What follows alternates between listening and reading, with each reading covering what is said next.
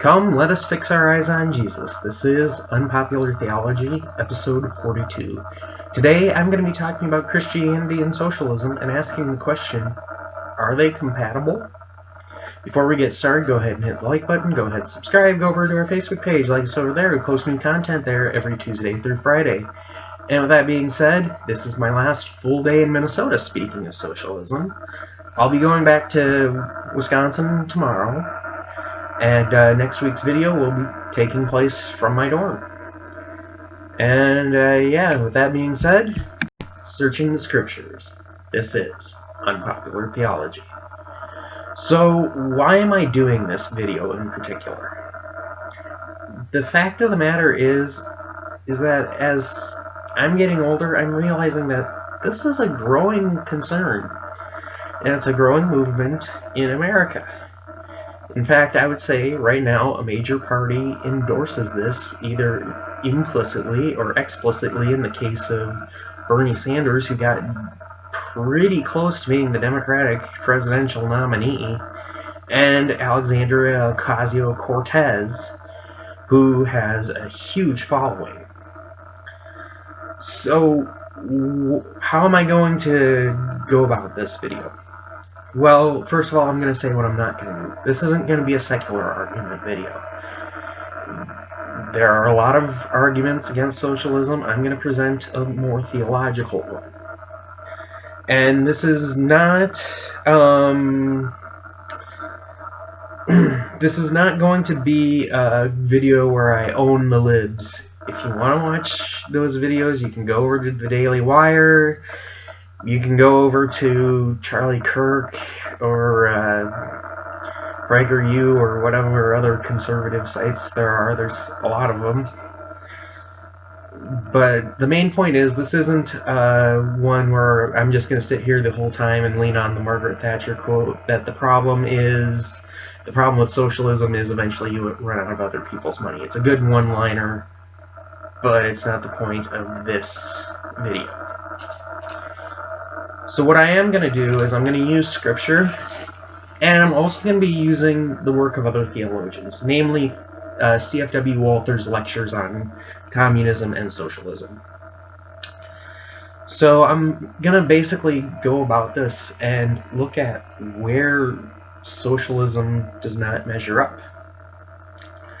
And the fact is, there are two main problems with socialism. Problem number one is that it's simply not practical. It assumes that man is not inherently greedy. Fact of the matter is, so it assumes people are inherently good, and that the only reason people are greedy is because there are the haves and have-nots, and the haves are greedy because they want more, and the have-nots are only greedy because they don't have. And the thing is that they must not have been around children much, because, now granted, I'm not a father, but I have plenty of younger cousins. And I know that if you give two children the same toy, they're gonna fight over it. Even if they have one of their own, they'll fight over it. That's just kids. That's human nature, right there. The fact is, we have a sinful nature, and because of that, every single one of us is greedy.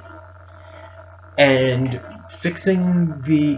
making the economy so everybody gets paid about the same won't fix that. Somebody will come along and try to get more money somehow. And the fact is, there will always be an upper crust. In socialism and communism, it becomes the ruling class. So then, the other thing is that, with why it's not practical, is it tries to be utopian. And the problem with utopia lies right in the etymology of the word.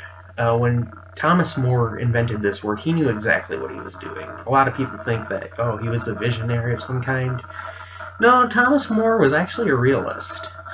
The word is from two Greek words, ou and topos.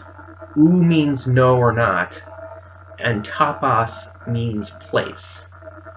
So the literal definition of utopia is the no place place. So utopia doesn't exist. And societies that try to become utopian very quickly become dystopian, because if you're going to have a utopian society, everybody needs to agree. There can't be dissent. And if there is dissent, then the people who dissent have to be removed somehow. And so that's another problem. And then problem number 3 with it being not practical is that it assumes all people are equal. Now, what I am not saying here, hear me out, I'm not being racist and I'm not being sexist. What I am saying here is I'm not saying that people are not equal under the law or dignity. They are equal under the law and dignity. I'm talking about talent and skill. For example, I work at a fast food restaurant. It's not very skilled work to sit there and try to figure out what you want on your burger, although some people it's harder to figure out than others. And it's not that skilled compared to, say, doing heart surgery. For that reason, a person who does heart surgery should get paid more than me. That's just the way it is. As the skill goes up, compensation should go up.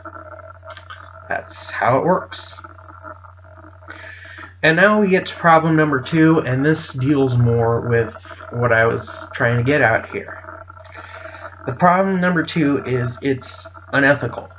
And first place we look is wealth redistribution. Scripture says in Exodus 20, "You shall not steal." It's the 7th commandment. Luther goes further in his explanation of the 7th commandment when he says, what does this mean? We should fear and love God so that we do not that's the wrong one. We should fear and love God so that we do not take our neighbor's money or possessions or get them in any dishonest way, but help him to improve and protect his possessions and income. So the thing is that Scripture recognizes that there is private property, which socialism and communism do not recognize. They believe that there is no such thing as private property. So, and the thing is that the commandment has a negative and a positive, as do all of the 10 commandments. The negative is don't take away from your neighbor, but the positive is help your neighbor to improve and protect what he has. Now, the thing is, stealing is stealing even when it's done to the rich. So there's the first problem there, is that if you take from the rich, it's still stealing. It doesn't matter who you take it from, it's stealing. And then the other thing is that people say, well, it's not stealing, it's taxing. And so I want to be clear here. Taxation is not theft. Overtaxation or spending tax dollars on pointless things that don't benefit the people who are being taxed is theft. So I'm not the libertarian here saying taxation is theft. No, taxation is necessary. Example would be most states have a gas tax, and usually that money goes to improve roads. That's a good thing. But overtaxation, taxing the person more than need be, and then spending on that tax money on things that they don't use, that's where we get into stealing. And so the other thing is that stealing is stealing even when the government does it. Now, the government does have the authority to kill, yes, but only under certain circumstances. But that's really the only exception to what the government can do that we can't. Government can't steal, according to the law of God. So the thing is that overtaxation is still stealing. And so then we have the problem of violent revolutions. Episode 40, I talked about extremism in this country, and the fact is it's getting there on both sides. And the thing is that you might say, well, there's democratic socialism, that's not violent revolutions. Well, yeah, that's true. But the Communist Manifesto, which I've read part of, I admit I haven't read the whole thing, but I've read part of, and that does call for violent revolutions, if necessary. Direct quote. So the thing is that we try to live quiet and peaceful lives and as citizens here, and so revolutions take away from that. And then the last point, and this is probably the biggest point I want to make in this episode, is that socialism takes away Christian charity. So the thing is that if you have to do it, it's not really charity. The example that I like to use is paying your taxes versus giving money to your church. You pay taxes because you have to. If you do not pay them, you will be locked up in prison, or they'll get the money somehow from you. But church, paying your tithe at church is completely voluntary. Now, Scripture says you should do that. So the thing is, think about your attitude paying taxes versus your attitude tithing. It's completely different. And so the thing is that if you make the government do these programs, it's not really charity. You're not doing it. The government's doing it. And they're not even really doing it out of the kindness of their heart. They're doing it because they think it's going to make society utopian, which, again, is not practical. So, and it does show. The fact is, conservatives are more likely to give money than socialists are. That's just a fact.